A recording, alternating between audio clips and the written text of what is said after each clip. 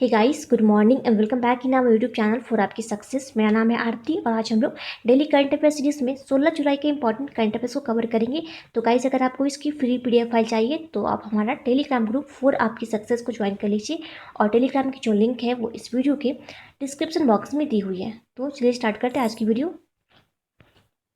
हमारा first question है, हाल ही में फिक्की ने वित्तीय वर्ष 2020-21 के लिए भारत की जीडीपी ग्रोथ रेट कितने रहने का अनुमान लगाया है?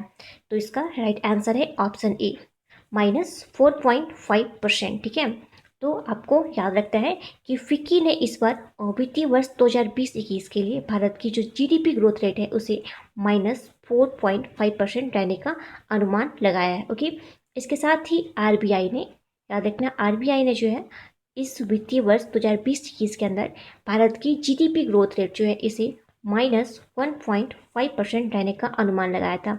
और एक रेटिंग एजेंसी है फिच, तो फिच ने जो है इस बार -5% रहने का अनुमान लगाया है भारत की जीडीपी ग्रोथ रेट का। ठीक है, और बात करें ये जो लास्ट पे जो ऑप्शन है -6.4, इसे जो है केयर रेटिंग, एक है एजेंसी है केयर रेटिंग, इसने भारत की जो जीडीपी ग्रोथ है 2020-21 के लिए इसे -6.4% रहने का अनुमान लगाया है। ठीक है, आई होप आपको क्लियर होगा। नेक्स्ट बढ़ते हैं।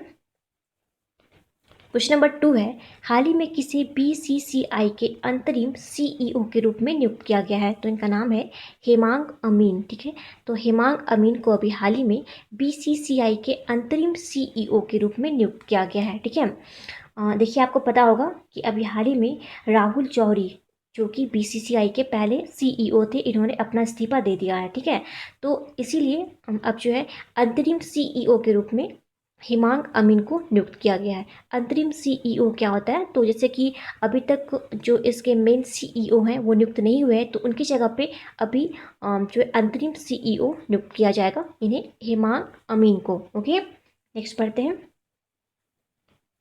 क्वेश्चन नंबर 3 है, हाल ही में किस राज्य के मुख्यमंत्री को पोल हैरिस फेलो मान्यता से सम्मानित किया गया है? तो राइट आंसर है ऑप्शन ए तमिलनाडु। ठीक है, तो तमिलनाडु के जो मुख्यमंत्री है ई.के. पलनीस्वामी। ठीक है, तो ई.के. पलनीस्वामी को अभी हाल ही में ये पोल हैरिस फेलो मान्यता से सम्मानित किया गया है।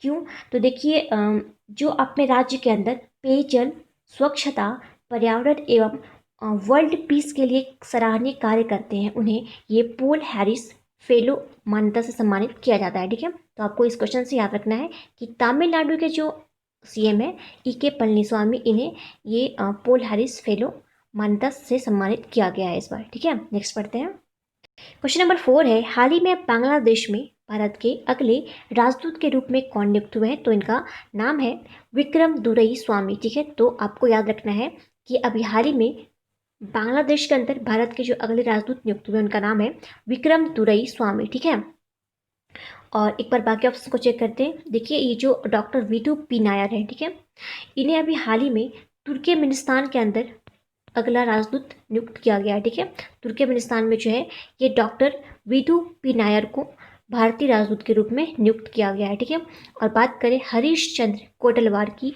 तो इन्हें अभी हाल ही में चेक रिपब्लिक में, ठीक है, चेक रिपब्लिक में जो है भारतीय राजदूत के रूप में नियुक्त किया गया है। ठीक है, अब बात है बांग्लादेश की, तो इसकी जो कैपिटल है वो है ढाका। यहाँ की जो पीएम है उनका नाम है शेख हसीना और यहाँ के जो प्रेसिडेंट उनका नाम है अब्दुल हामिद। ठीक है, देखिए, ढाका के अंदर जो है बिम्स्टेक का हेडक्वार्टर स्थित है, ये भी आपको याद रखना है। ठीक है, बिम्स्टेक का हेडक्वार्टर आपका बांग्लादेश में कि ढाका में स्थित है। ठीक है, आपको एक और पॉइंट याद रखना है कि इंडिया जो है सबसे ज़्यादा अपनी बाउंड्री शेयर करता है बांग्लादेश के साथ। ठीक है, और ये जो कंट्री है बांग्लादेश, ये सन 1971 में पाकिस्तान से अलग होकर नया देश बना था, ये भी आपको याद रखना है। अच्छा, अभी हाल ही में ये न्यूज़ में है बांग्लादेश, क्यों?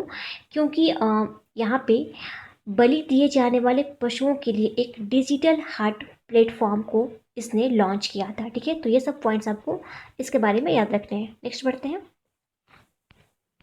क्वेश्चन नंबर 5 है, हाल ही में किस आईआईटी ने शुद्ध नामक एक सैनिटाइजिंग डिवाइस को विकसित किया है? तो राइट आंसर है ऑप्शन ए आईआईटी मद्रास, ठीक है। तो आईआईटी मद्रास ने ये शुद्ध नामक एक सैनिटाइजिंग डिवाइस को विकसित किया है। ये मात्र 15 मिनट में जो है 10 बाई 10 के जो कमरे होते हैं उसे पूरी तरह से कीटाणु रहित बनाने में सक्षम है, ठीक है। और इसे जो है आप अपने स्मार्टफोन के जरिए ऑपरेट कर सकते हैं। ओके, देखिए अभी हाल ही में आईआईटी मद्रास जो है न्यूज़ में है।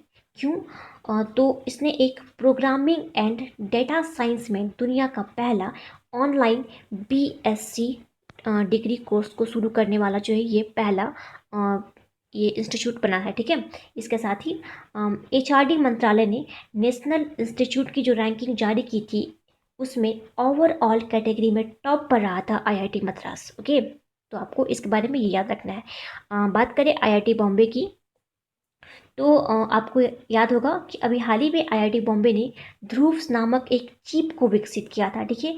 और साथ ही इसने एक क्वारंटाइन एप्लीकेशन को भी बनाया है और एक डिजिटल स्टेथोस्कोप जिसका नाम आयु सिंक है, इसे भी जो है आईआईटी बॉम्बे ने इसे बनाया था, ठीक है, आयु सिंक को। और बात करें आईआईटी रुड़की की, तो इसने अभी हाल ही में एक प्राण वायु नामक लो कॉस्ट पोर्टेबल वेंटिलेटर को बनाया था, याद रखना, प्राण वायु, ठीक है। प्राण वायु नामक एक लो कॉस्ट पोर्टेबल वेंटिलेटर को बनाया था आईआईटी रुड़की ने। तो आपको ये सारे पॉइंट्स याद रखने हैं। नेक्स्ट पढ़ते हैं। क्वेश्चन नंबर 6 है, भारत का एकमात्र गोल्डन बाघ किस राज्य में देखा गया? तो राइट आंसर है ऑप्शन ए, आसाम, ठीक है। तो आसाम के काजीरंगा नेशनल पार्क के अंदर ये एकमात्र गोल्डन बाघ देखा गया है, ठीक है। भारत का एकमात्र गोल्डन बाघ जो है वो आसाम के काजीरंगा नेशनल पार्क के अंदर देखा गया था, ठीक है। अच्छा, आपको पता होगा कि जो काजीरंगा नेशनल पार्क है ये किस लिए फेमस है? तो यहाँ पे जो है एक सींग वाले गैंडे के लिए जो है ये काजीरंगा नेशनल पार्क फेमस है, ठीक है। तो आपको ये भी पॉइंट याद रखना है। नेक्स्ट बढ़ते हैं। क्वेश्चन नंबर 7 है, हाल ही में किस राज्य के मुख्यमंत्री दर्पण पोर्टल और मोबाइल एप्लीकेशन को एलाइट्स एक्सीलेंस अवार्ड 2020 मिला है?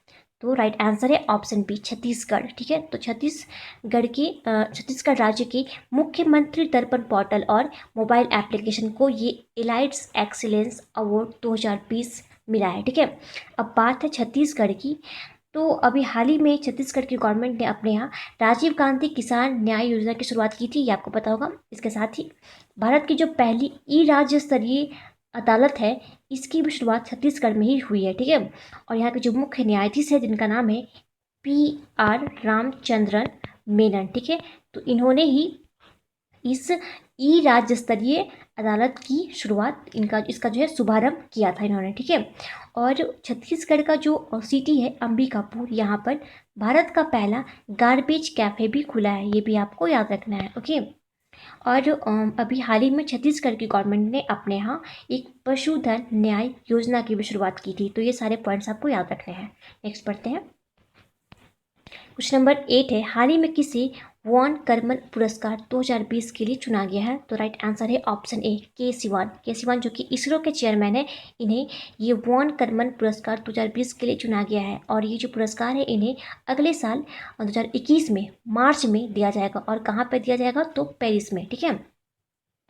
अच्छा, इस पुरस्कार के बारे में आपको थोड़ा सा डिटेल में आपको बता दूँ। देखिए, एक एरोस्पेस इंजीनियर थे जिनका नाम है थियोडार वॉन करमन, ठीक है। क्या नाम था इनका? थियोडार वॉन करमन, ठीक है। तो इनके नाम पे ही जो है ये वॉन करमन पुरस्कार का नाम रखा गया है, ठीक है। ये एक एरोस्पेस इंजीनियर थे और इन्होंने ही इंटरनेशनल एकेडमी ऑफ एरोनॉटिक्स की स्थापना की थी, ठीक है, याद रखना। ये जो इंटरनेशनल एकेडमी ऑफ एरोनॉटिक्स है इसकी स्थापना जो है ये जिनका नाम है थियोडार वॉन करमन, इन्होंने ही की थी, ठीक है। और इसका जो हेडक्वार्टर है वो कहाँ पे है? तो ये है आपका पेरिस के अंदर स्थित है, ठीक है। तो आपको ये पॉइंट याद रखना है। अच्छा, इसके साथ ही जो के सिवान है, इन्हें ये जो है वॉन करमन पुरस्कार पाने वाली तीसरे भारतीय है, ठीक है। इसके पहले स्वामी कृष्ण कस्तूरी रंजन को और दूसरा UR राव, ठीक है। तो इन दोनों को भी जो है ये वॉन करमन पुरस्कार मिल चुका है पहले। ओके, नेक्स्ट बढ़ते हैं। क्वेश्चन नंबर 9 है, ईरान ने अभी हाल ही में किस देश को बड़ा झटका देते हुए चाबहार रेल परियोजना से बाहर कर दिया? तो राइट आंसर है ऑप्शन ए, इंडिया, ठीक है।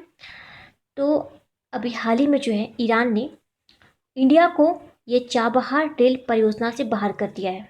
ठीक है, देखिए ईरान ने भारत पे ये आरोप लगाया कि भारत इस परियोजना को शुरू करने और पैसे देने में जो है वो देरी कर रहा है। तो अब जो है ईरान पैसा कहाँ से लाएगा?